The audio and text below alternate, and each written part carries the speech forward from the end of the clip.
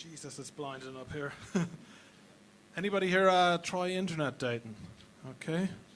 No, you're all... Okay, one honest person here. Everyone else is a fucking liar because there's no way that some of you were able to pull each other without the help of technology, yeah?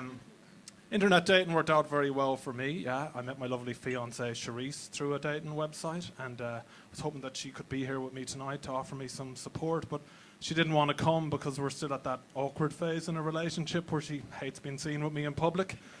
But yeah, this is actually my second engagement because I'd tricked this one other woman into thinking that I was marriage material before. But yeah, didn't work out. What happened there was she just basically copped onto herself, yeah.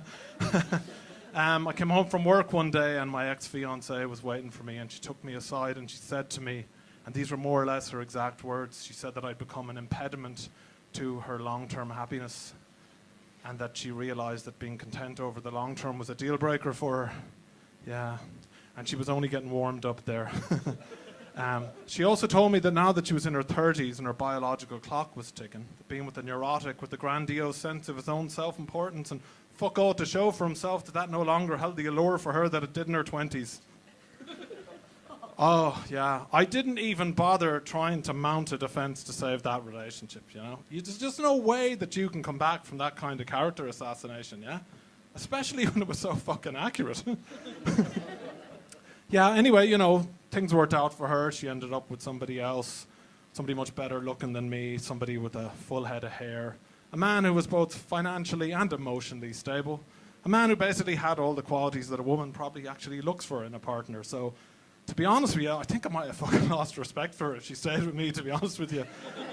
Knowing that she could do so much better, because, like, I've got my own fucking standards to maintain, you know? And, yeah, and, you know, look, everything worked out for me as well. I've always been a bit of a hopeless romantic, and I've always believed that there's somebody out there for everybody, and all I had to do to meet the woman of my dreams was just hold out until I met one that was willing to lower her standards.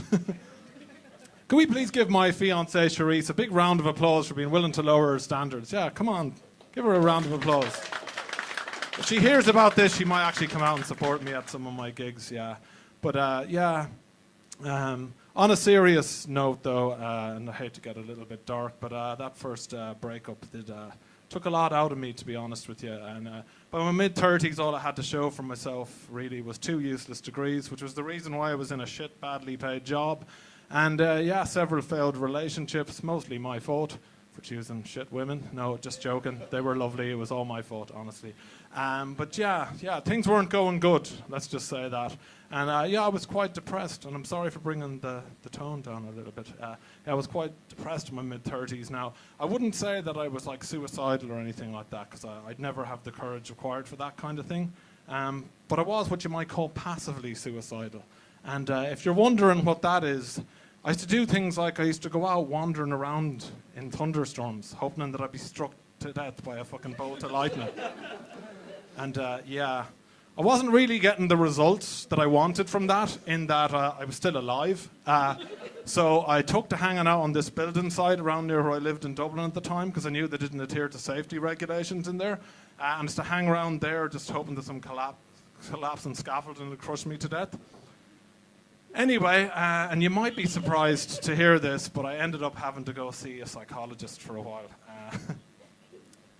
Bit dear at 60 quid an hour, okay? But like so much better than talking to a friend, yeah? So much better. What I loved about it the most is that because you got to do all the talking, yeah? And they didn't talk about themselves at all. You didn't have to pretend you were interested in any of their boring stories like you do with your real friends. Yeah. Or listening to stories about the first time their kids wiped its ass or anything like that. But yeah. Anyway, God, you don't like dark humour in here, do you? It was very evident. But yeah.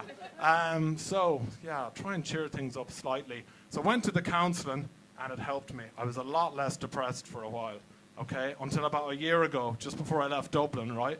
I was sitting in this coffee shop one day and there was these 2 young guys sitting behind me. When I say young, they were like mid-20s, early 30s, which is young to me. I'm in my mid-40s. And just listening to them, I just got so depressed again. Just, they had their shit so much more together than me. I mean, not only did they have jobs they liked that paid them loads of money. I mean, they owned their own homes in Dublin, which is like as expensive as fucking London to live in. But most depressingly of all, and I wanted to fucking punch them at this stage, yeah? They were sitting there talking about their fucking pension plans, yeah?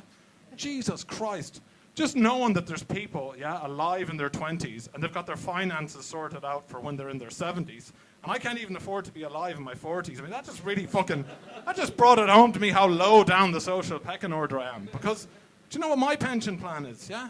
Yeah, it's a one-way ticket to that Dignitas clinic over in Switzerland, yeah? Even if I have to fake some debilitating illness to get them to put me down, that's all I'm going to be able to afford. Yeah? In fact, the way my finances are at the moment, yeah, I'm not even going to be able to afford that fucking entrance fee into the Dignitas clinic. And on that note, I'm just going to have to, you know, go out in the street and find some homeless heroin addict, give him whatever loose change I have, who'd agree to drag me down an alleyway and smother me to death with a sleeping bag. Okay, on that very cheery note, of me being smothered to death when I reach retirement age by a heroin addict, I'll leave it there. Thanks very much.